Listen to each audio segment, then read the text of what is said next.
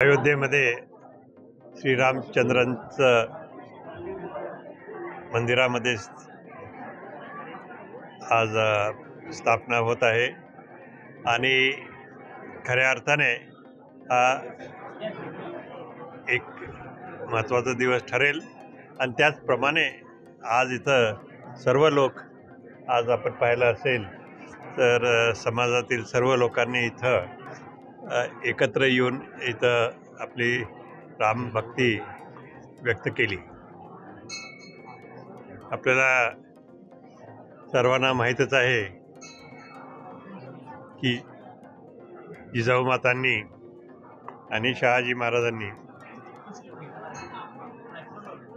आपल्या भारताच्या स्वातंत्र्यासाठी स्वराज्यासाठी मार्गदर्शन सातत्याने शिवाजी महाराजांना केलं आणि तिथं त्यांच्याच त्यांच्यातूनच स्फूर्ती घेऊन शेवटी शिवाजी महाराजांनी आपलं स्वराज्य स्थापन केलं।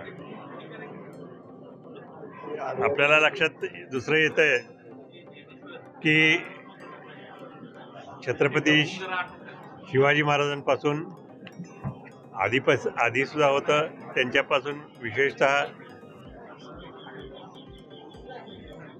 रामचरित्रातून स्फूर्ती घेऊन त्यांनी आपलं कार्य केलं आणि आपले द्वितीय चिरंजीव त्यांचं नाव राजारामच ठेवलं आणि जे 9 वर्ष 10 वर्ष आपल्या स्वराज्यासाठी स्वातंत्र्यासाठी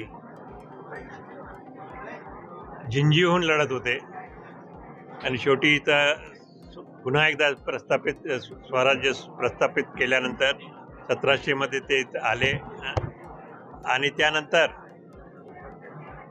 ताराबाईंनी सुद्धा आपलं कार्य चालू ठेवलं आणि नंतर आपण पाहतोय की छत्रपती शाहू महाराज जेव्हा इथं आले, त्यांचेही पुत्र त्यांचंही नाव राजाराम,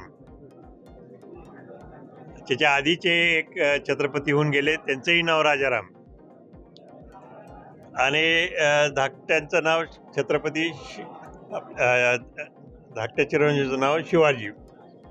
अशा तऱ्हेने त्यांची भक्ती सातत्याने रामभक्ती सर्व लक्षात येऊ शकते आणि राम हे आपल्या कोल्हापूरला काही नवीन नाहीत, प्राचीन काळापासून आपण सर्व रामाची भक्ती करतो। इथलं हे मंदिर जेव्हा हे सगळं उद्ध्वस्त झालं होतं तेव्हा जवळजवळ 200 वर्षापूर्वी साधारण इथं हे मंदिर पुन्हा प्रस्थापित झालं, जे आज रामाचं मंदिर म्हणून ओळखलं जातं। रामाचा पार म्हणून आपल्या पुढेच आहे आणि हे सगळं अंबाबाईच्या परिसरात आहे। अंबाबाईच्या कृपेने सुद्धा इथं राम मंदिर झालं असं म्हटलं तर चुकीचं होणार नाही आणि ह्या तऱ्हेने